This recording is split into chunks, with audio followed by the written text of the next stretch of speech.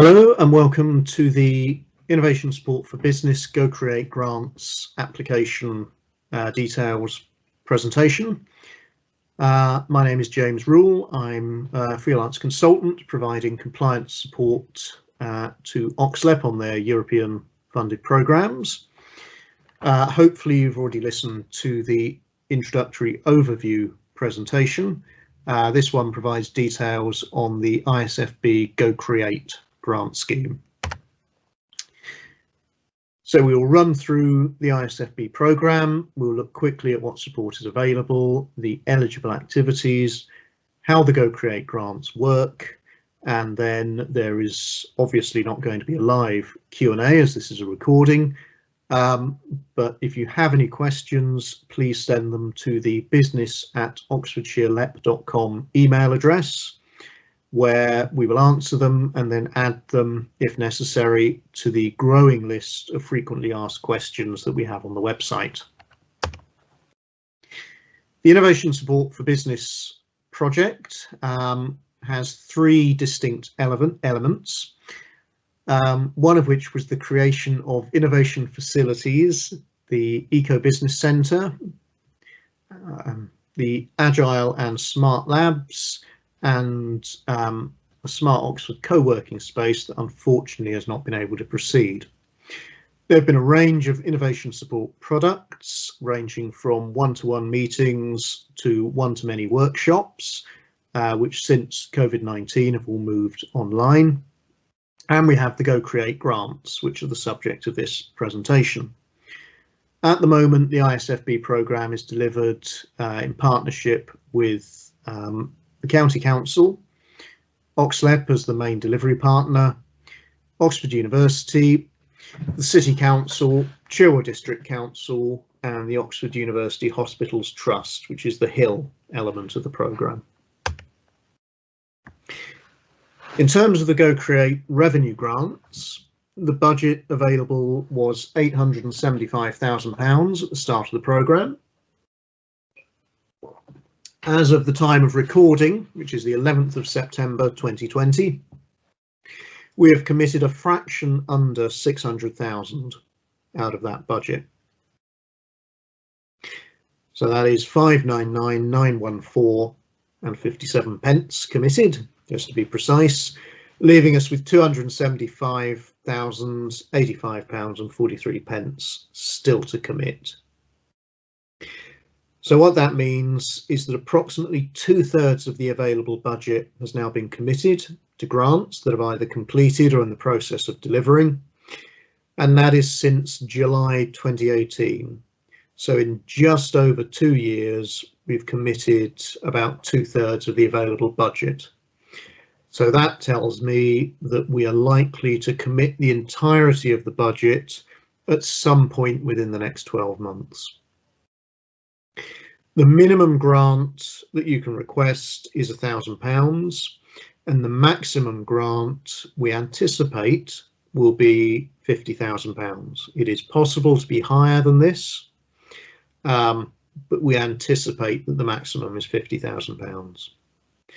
The grant rate for a Go Create grant is 25% maximum.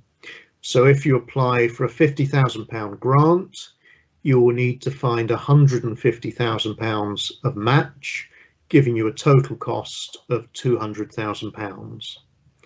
At the other extreme, if you apply for a £1,000 grant, you will need to find £3,000 of match, giving you a total cost of £4,000. Eligible activities for the Go Create grants. These are revenue grants, so that means that no asset over £5,000, actually it's over £4,999, excluding VAT, can be purchased. It's to fund activities that relate to investments in product and service development, technological and applied research, developing pilot lines. It can include things like early product validations, first production of prototypes, all that sort of innovation related activity. So this is really focused around technologies, which can include systems and processes. Doesn't have to be a specific thing that is developed, but it's about progressing and advancing those innovations on their journey towards commercialization in the market. So what makes an innovation project? You've got to be an SME to apply. It's the same for all of our programs. But as I said before, there's a range of different eligible activities. Your innovation can be a product, it can be a process, it can be a service. There is no preference on the part of the ISfB programme for which one of those a Go Create grant supports. You can be one of them, you can be all three of them. It's not going to count for you, it's not going to count against you. Innovations from the ineligible sectors, which are the same as those discussed in the overview presentation, are not supportable, unfortunately. And how does it work? So as I said before, Go Create grant is given at 25% of your total eligible costs. So your grant offer letter in this example, in the ideal world, you have total eligible spend of £40,000. The maximum grant that we can offer is then £10,000, which is 25% of the total eligible spend. So in an ideal world, you spend your £40,000 exactly as planned.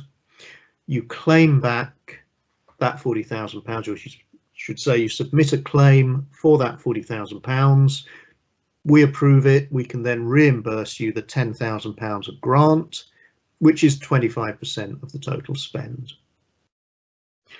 We do appreciate that life is never that straightforward, especially in innovation projects, which tend to be more inherently risky than other grant projects.